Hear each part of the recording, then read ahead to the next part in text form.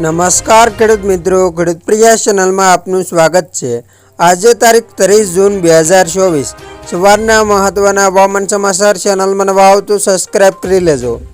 રાજ્યમાં વહેલું પહોંચેલું ચોમાસું 13 દિવસ બાદ સક્રિય થયું હતું અને હવે આગળ વધેલું ચોમાસું સમગ્ર ગુજરાતમાં દમ બતાવી રહ્યું છે। રાજ્યના દરેક ભાગોમાં વરસાદ થતાં લોકોને આશકારો થયો છે, સાથે જ ખેડૂતોમાં પણ ખુશીનો માહોલ છે।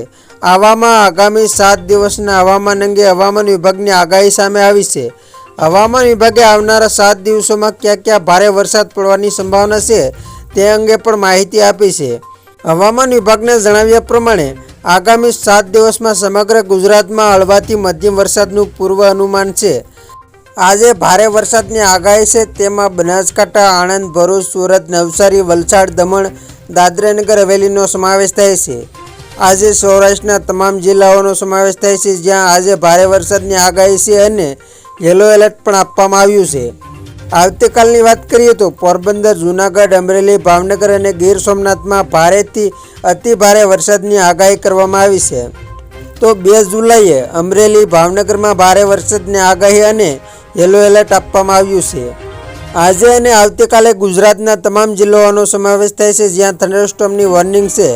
આજની સ્થિતિમાં નોર્થ ઇસ્ટ સૌરાષ્ટ્ર કચ્છના વિસ્તારમાં સાયક્લોનિક સર્ક્યુલેશન બન્યું છે, સાથે જ એક વિન્ડર પિયર ઝોન બન્યું છે।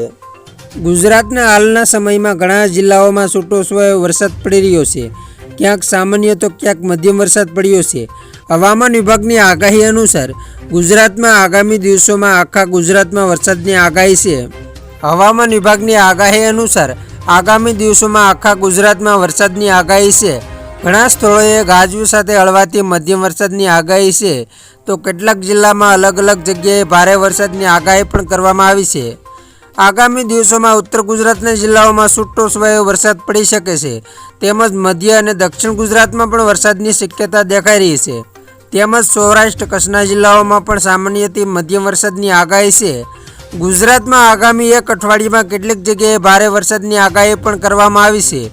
અમદાવાદ, ગાંધીનગર, આણંદ, ખેડા તેમજ સુરત, નવસારી, વલસાડ, દાદરાનગર હવેલીમાં પણ ભારે વરસાદની આગાહી કરવામાં આવી છે, તેમજ સાબરકાંઠા, અરવલ્લી, મહીસાગરમાં કેટલીક જગ્યાએ ભારે વરસાદની શક્યતા છે।